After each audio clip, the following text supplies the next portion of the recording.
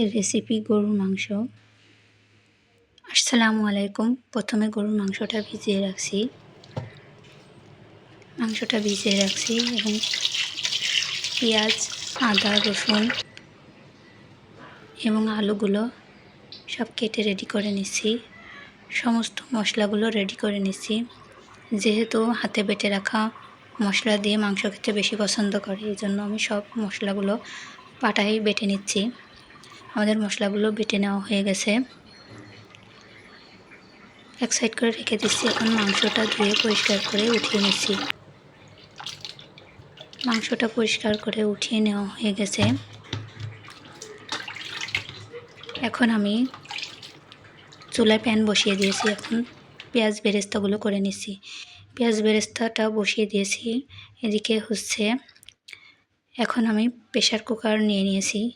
যেহেতু মাংসটা প্রেশার কুকারে রান্না করব, প্রেশার কুকারে পরিমাণ মতো তেল দিয়ে নিচ্ছি। এখন মাংসটা দিয়ে দিচ্ছি। মাংসগুলো দিয়ে সমস্ত বেটে রাখা মশলাগুলো এবং শুকনো মশলাগুলো সব একে একে দিয়ে দিচ্ছি। সুন্দর করে দিয়ে মাখিয়ে এবং একটু পেঁয়াজ বেরেস্তাও দিয়ে দিচ্ছি। এখন সমস্ত উপকরণ একসঙ্গে মাখিয়ে ঢেকে রেখে দেব। বাকি পেঁয়াজ বেরেস্তাগুলো এক সাইড করে রেখে দিচ্ছি।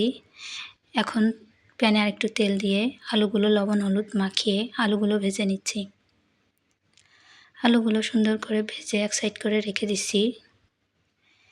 এখন মাংসটা নিয়ে নিচ্ছি, চুলায় বসিয়ে দিব।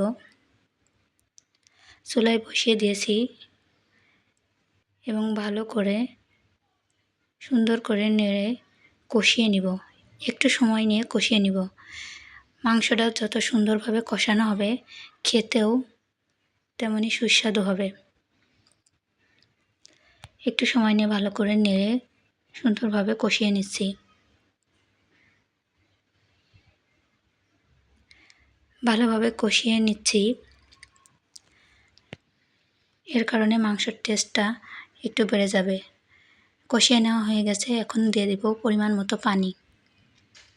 পানিটা দিয়ে দিয়েছি, একটু নাড়াচাড়া করে দিব এবং ঢাকনা দিয়ে ঢেকে রাখবো। 15 থেকে 20 মিনিট রান্না করলে আমাদের মাংসটা রেডি হয়ে যাবে। আমাদের মাংসটা মোটামুটি হয়ে আসছে। এখন ঢাকনাটা খুলে দিচ্ছি।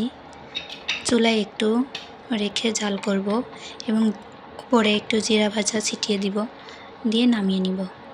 আমাদের মাংসটা নামিয়ে নিয়েছি। সবাই ভালো থাকবেন, সুস্থ থাকবেন।